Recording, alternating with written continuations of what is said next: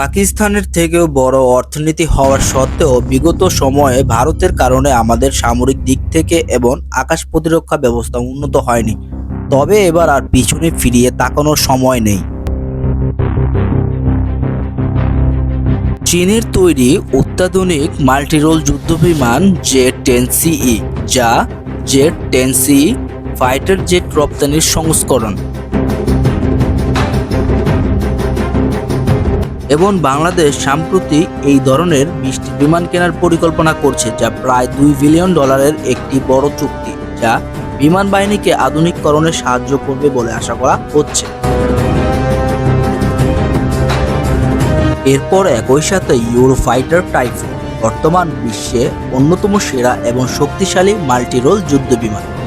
এটি মূলত ইউরোপের 4টি দেশ যুক্তরাজ্য, জার্মান, ইটালি এবং স্পেনের যৌথ উদ্যোগে তৈরি করা হয়েছে।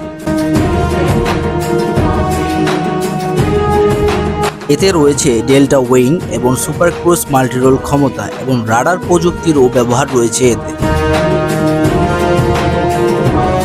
অস্ট্রিয়া, সৌদি আরব, ওমান, কুয়েত এবং কাতার এই শক্তিশালী যুদ্ধবিমানটি ব্যবহার করছে।